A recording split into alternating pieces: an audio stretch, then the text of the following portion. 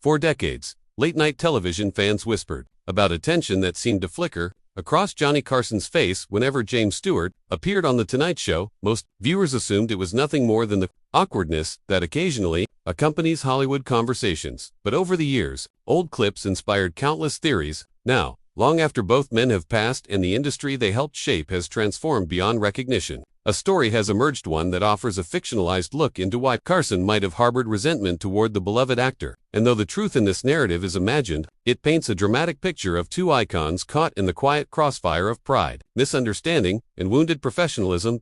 In the fictional account, everything began in the early 1970s, when James Stewart made one of his first appearances on Carson's show. Stewart, known for his soft-spoken manner and slightly rambling storytelling, charmed audiences the same way he had in his film career. Viewers adored him. They always had. But behind the desk, Carson, who valued precision in timing and the delicate rhythm of late-night conversation, felt an uneasiness. Stewart had a way of drifting through anecdotes, stretching them beyond where Carson expected them to go. For some hosts, this might have been fine, but Carson treated conversation like jazz. He wanted structure behind the improvisation. Stewart's style broke that structure. At first, Carson, in this fictional narrative, accepted it as part of the job. Stewart was a legend, after all, and late-night television lived on legends. But as the years went on and Stewart returned for repeat visits, Carson's irritation allegedly grew into something more personal. During one taping, the fictional story goes, Stewart told a long-winded tale about his dog. The audience laughed at all the right moments, but Carson sensed the energy shifting. A show built on momentum was slowing, and he felt powerless to pull it back. After the segment ended, Carson is imagined to have muttered to a producer,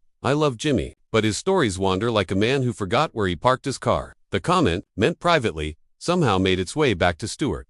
The fictional tale continues. Stewart, hurt but unwilling to confront Carson directly, responded the only way he knew, by being even more courteous, even more careful, even more determined to deliver the kind of wholesome storytelling his fans loved. But that, ironically, only worsened the divide. Carson interpreted Stewart's increased politeness as distance, even disdain. Two men who admired one another's work from afar became trapped in a loop of misread intentions. But the studio audience never saw, according to this fictionalized version, were the backstage moments that further strained their interactions. One evening, Stewart arrived late due to traffic. Carson, famously strict about timing, believed Stewart simply hadn't bothered to show up earlier. He considered it a sign of disrespect. Stewart, breathless and apologetic, felt Carson's coldness immediately but had no idea what had caused it. The misunderstanding cemented itself in both their minds, each believing the other had judged him unfairly. Despite all this imagined friction, they continued, appearing together because both were consummate professionals. Stewart's recitations of poetry, including the emotional reading about his dog Bo, became some of the most memorable moments in Tonight Show history. In the fictional narrative, Carson respected those moments deeply,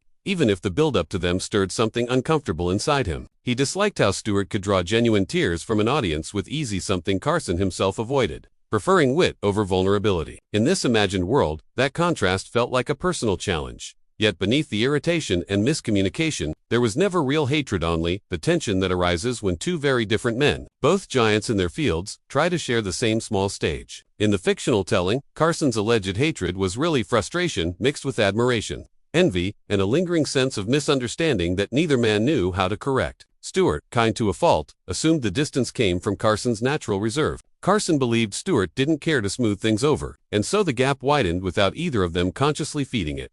Now, years later, fans looking back through this fictional lens might be tempted to imagine a grand feud, but the imagined truth is much quieter. Two legends with different rhythms, different insecurities, and different ways of commanding a room simply never learned to move in step with one another. And in the world of television, as in life, that alone can be enough to create the illusion of a rivalry that never truly existed.